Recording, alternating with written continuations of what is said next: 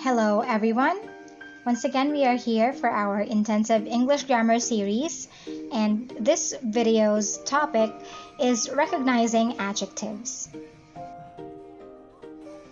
Let's compare these two sentences in our example. The first one is, near the house stood a tree.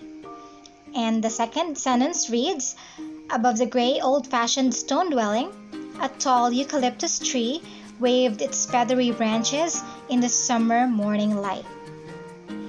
The two sentences mean the same thing, but note the effect of added modifiers in the second sentence.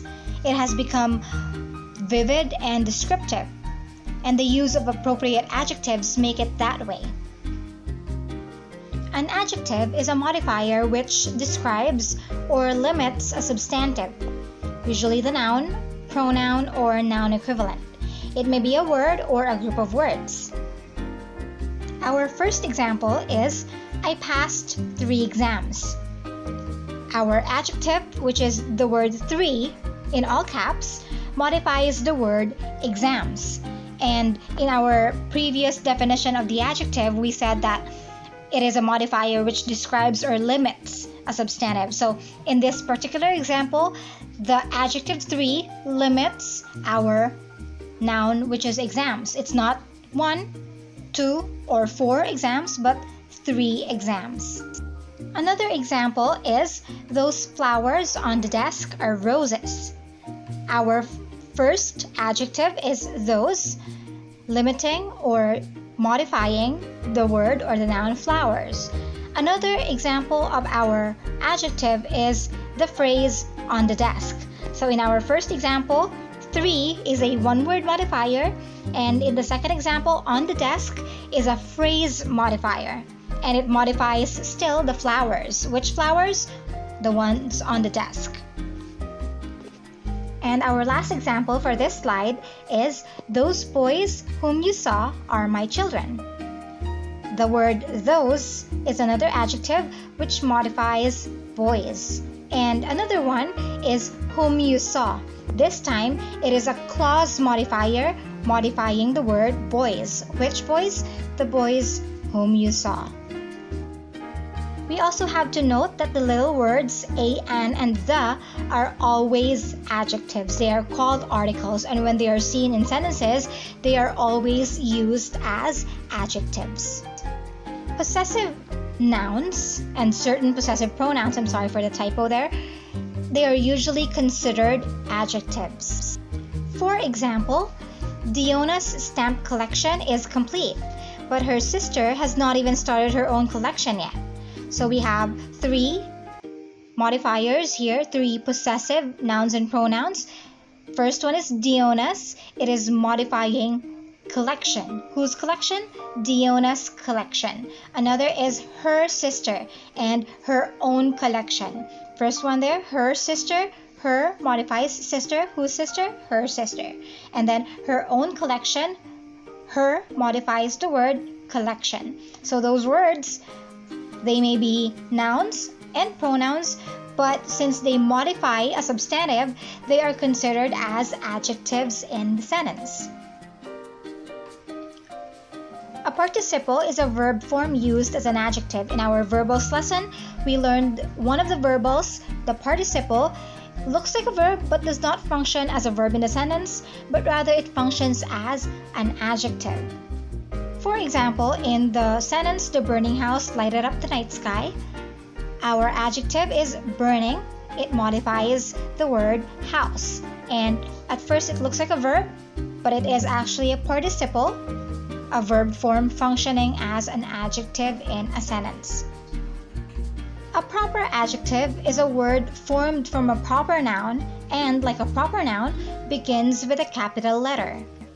We have a few examples here in words such as Japan, Elizabeth, and Asia. They are all proper nouns. Japan, a proper noun for a country, Elizabeth, a proper noun for a woman, and Asia, a proper noun for a continent.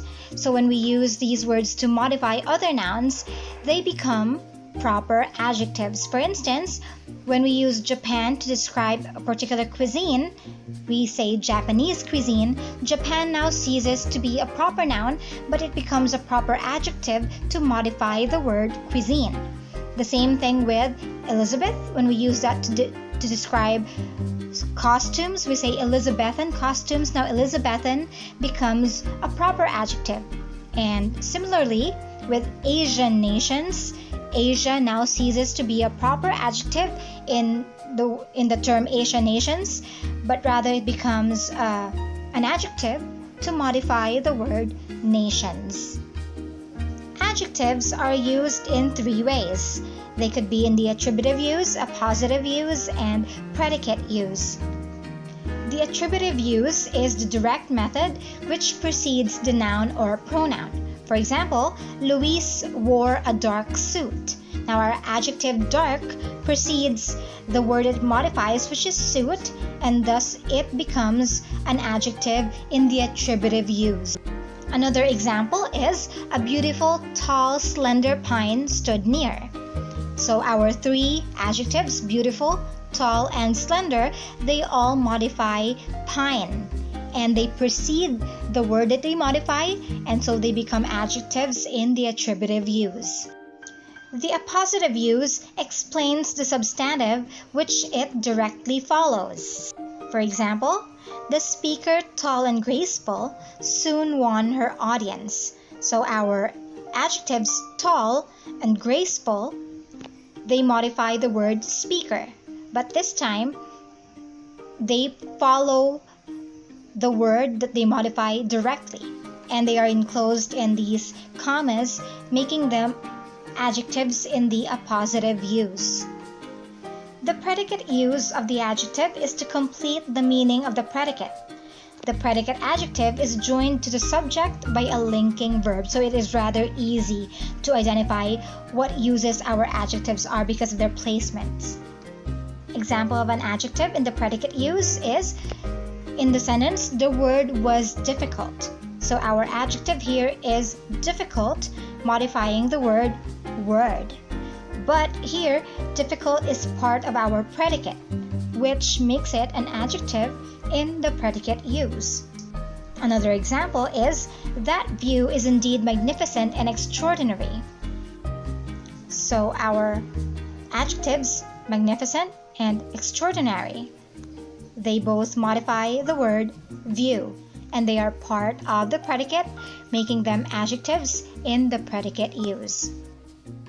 So that's it for our recognizing adjectives lesson. I hope that you learned something, and I will see you in the next video.